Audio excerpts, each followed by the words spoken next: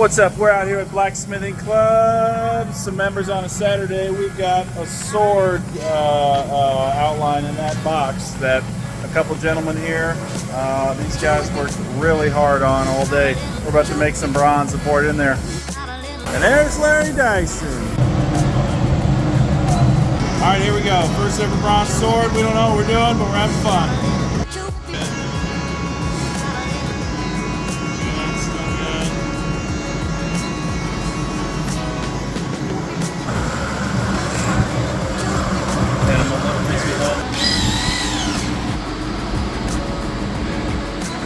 Put upside down on top of this one.